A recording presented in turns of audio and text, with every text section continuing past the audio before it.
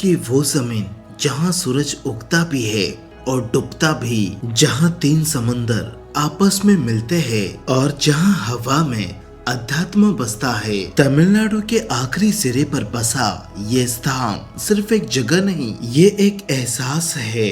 कन्याकुमारी एक ऐसी जगह जहाँ प्रकृति की खूबसूरती, इतिहास की गहराई और अध्यात्म की शांति एक साथ महसूस होती है। मान्यता है कि इसी पवित्र भूमि पर माँ पार्वती जी ने तपस्या की थी और आज भी उनके चरणों के निशान यहाँ लोगों की आस्था का प्रतीक बने हुए हैं। लेकिन कन्याकुमारी सिर्फ मंदिरों तक सीमित नहीं है, यहाँ हर रास्ता एक कहानी कहता है, हर लहर कुछ राज छुपाए हुए है। मंदिर में दर्शन के बाद यहाँ कौन कौन सी जगह घूमने लायक है, कहाँ रुकना है, क्या खाना है और इस यात्रा को पूरी तरह यादगार कैसे बनाना है, इस कन्याकुमारी ट्रैवल वीडियो में हम आपको पूरी जानकारी देने वाले हैं। तो अगर आप भी इस जगह को सिर्फ देखना नहीं बल्कि महसूस करना चाहते हैं तो वीडियो को अंत तक जरूर देखिए।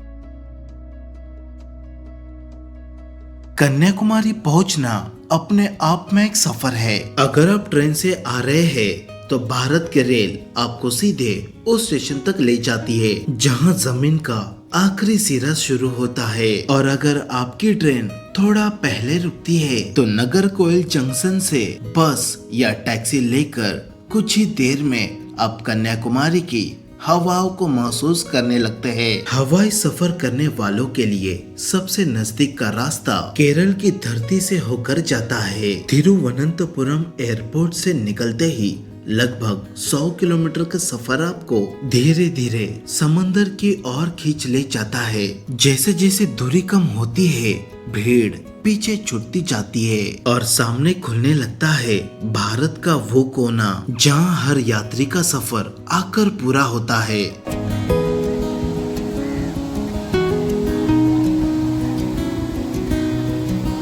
अभी हम कन्याकुमारी के सनसेट पॉइंट पर आ चुके हैं और मेरे पीछे आप देख सकते हो बड़ी बड़ी आपको लहरें यहाँ पर देखने को मिलती है। अगर भारत में किसी एक जगह दिन और रात की मुलाकात सबसे खूबसूरती से होती है तो वो यही होती है। देश के दक्षिण छोर पर खड़े होकर आप सूरज को आसमान में सफर करते हुए देख सकते हैं, उगते हुए भी और ढलते हुए भी। यही वजह है कि कन्याकुमारी का सनसेट सिर्फ नजारा नहीं एक अनुभव बन जाता है। जैसे जैसे सूरज समुंदर में उतरने लगता है आसमान अपने रंग बदलता है, नीले से गुलाबी, नारंगी से गुलाबी और हर रंग कुछ पल के लिए समय को थाम लेता है। इसलिए यहाँ पहुँचते ही हमने होटल में सामान रखा और एक भी मिनट गवाए बिना सीधे इस पल को जीने निकल पड़े, क्योंकि कन्याकुमारी आकर अगर आपने ये सनसेट नहीं देखा तो यकीन मानिए आपने कन्याकुमारी को पूरा नहीं देखा।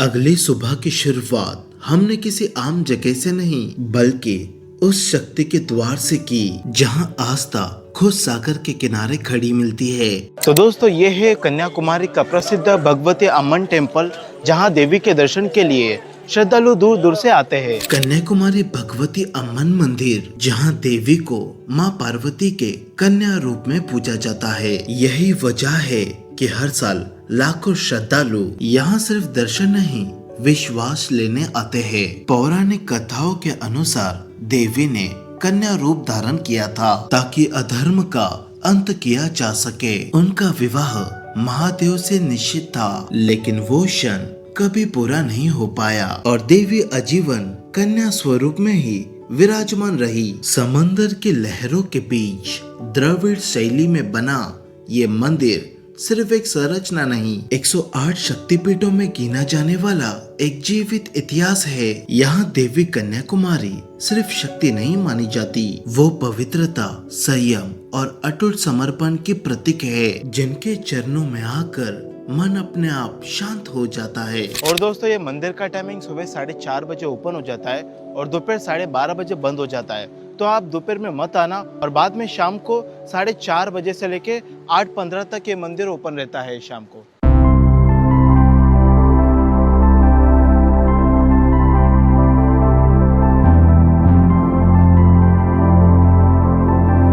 दोस्तों अभी हम स्वामी विवेकानंद मेमोरियल पर आ चुके हैं और ये जगह समुद्र के बीचों बीच है। समंदर के लहरों से चारों ओर घिरी ये विशाल चट्टान सिर्फ एक टापू नहीं है, ये वो स्थान है जहाँ विचारों ने इतिहास को दिशा दी। यही है विवेकानंद रॉक मेमोरियल। हम इस जगह पर बोट से आए थे, लेकिन स्वामी विवेकानंद जी इस जगह पर तैर के आए थे और यहाँ पर उन्होंने 3 रात और 3 दिन डीप मेडिटेशन किया था। 1892 में स्वामी विवेकानंद समुद्र को चीरते हुए तैर कर पहुँचे थे। देश के कई तीर्थों के दर्शन के बाद वो इसी पत्थर पर आकर रुके और यहीं लगातार 3 दिनों तक लोक कल्याण के लिए गहन तपस्या की। कहा जाता है कि यहीं खड़े होकर उन्होंने भारत के भविष्य के लिए एक संकल्प लिया और उसी संकल्प की स्मृति में आज ये स्मारक खड़ा है और मेमोरियल के सामने श्रीपाद मंडपम दिखाई देता है, जहां मां पार्वती के पावन चरणों के दर्शन होते हैं। मान्यता है कि इसी स्थान पर देवी ने कन्या रूप में शिव की आराधना की थी। और मेरे पीछे आपको ये बहुत बड़ी स्टैचू नजर आएगी। ये थिरुवल्लुवर जी की प्रतिमा है, जो कि तमिल के एक महान कवि है।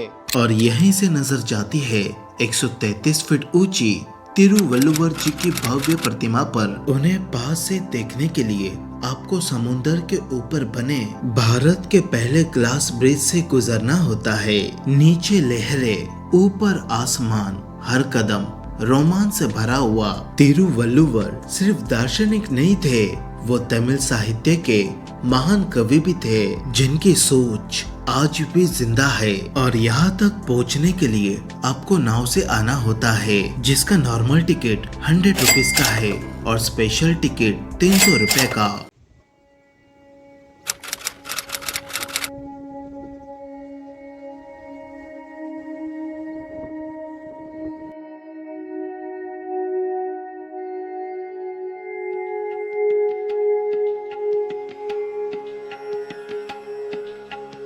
समंदर के किनारे खड़ा ये शांत सा स्मारक गांधी मंडपम कहलाता है। यही वो जगह है जहां 12 फरवरी 1948 को महात्मा गांधी जी की अस्थियों को समंदर में विसर्जन से पहले अंतिम दर्शन के लिए यहीं रखा गया था। ओडिशा शैली में बनी 79 फीट ऊंची यह इमारत गांधी जी की उम्र की याद दिलाती है और मंदिर के पीछे स्थित यह स्थान अपने आप में गहरी शांति समेटे हुए है।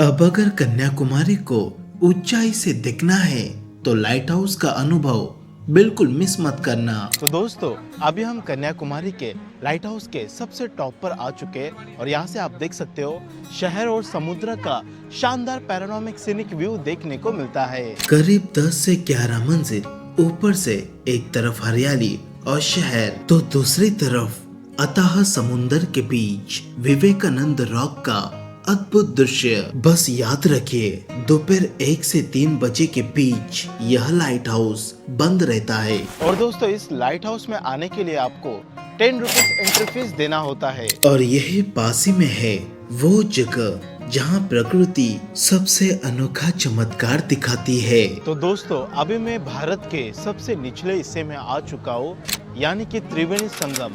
यहाँ पर 3 नदियाँ नहीं, यहाँ पर 3 सागरों का संगम होता है। मेरे राइट साइड की ओर है बे ऑफ बंगाल यानी बंगाल की खाड़ी, और मेरे पीछे साइड है इंडियन ओशन, और मेरे लेफ्ट की ओर है अरेबियन सी। यहाँ से दूर दूर तक आप देख सकते हो समुद्र नजर आता है, यानी कि यहाँ का एक लास्ट टाउन है और इसके आगे श्रीलंका चालू हो जाता है। यहाँ नदियाँ नहीं 3 महासागर मिलते हैं, अरब सागर, बंगाल की खाड़ी और हिंद महासागर। धार्मिक रूप से पवित्र और देखने में बेहद अलगी। शाम के समय यहाँ का सूर्यास्त हर यात्रियों को रोक लेता है।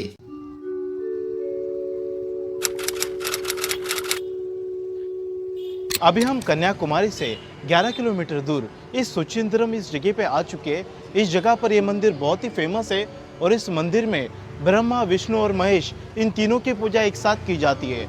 बहुत ही यूनिक मंदिर है। कन्याकुमारी से करीब 13 किलोमीटर दूर सुचिंद्रम में स्थित है थानुमलायन स्वामी मंदिर। 11 मंजिल ऊंचा गोपुरम और गर्भगृह में एक ही लिंग में ब्रह्मा, विष्णु और महेश त्रिदेवों के दर्शन। यह मंदिर भी दोपहर में कुछ समय के लिए बंद रहता है, तो टाइमिंग भी याद रखना जरूरी है। समय मिलने पर इस जगह पर भी जरूर विजिट करना।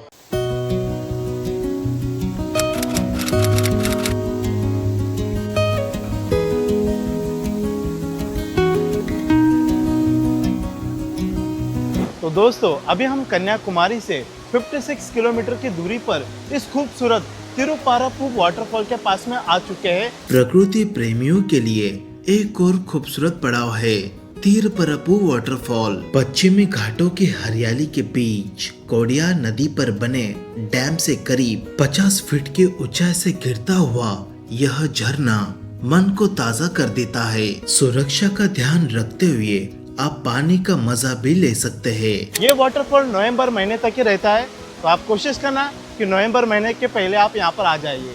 और यहाँ पर एंट्री करने के लिए आपको 10 रुपीज देना होता है। और रास्ते में इतिहास से भरा पद्मनाभपुरम पैलेस भी आपका इंतजार करता है। पूरी कन्याकुमारी यात्रा आप आराम से 1 से 2 दिन में पूरी कर सकते हैं। यहाँ होटल आपको 700 से 2000 रुपए में अच्छे और साफ मिल जाते हैं। लोकल मार्केट में ट्रेडिशनल तमिल फूड से लेकर हर तरह का खाना उपलब्ध है। और अगर आप 2 लोग हैं तो सही प्लानिंग के साथ करीब 3000 रुपए में यह पूरी यात्रा यादगार बन सकती है। तो दोस्तों, इस सनसेट को एंजॉय करते हुए इस वीडियो को हम यहीं पर एंड करते हैं। अगर आपको मेरा ये कन्याकुमारी का वीडियो अच्छा लगा है तो वीडियो को लाइक करना है, चैनल को सब्सक्राइब करना है। तो मिलते हैं आपको नेक्स्ट व्लॉग में।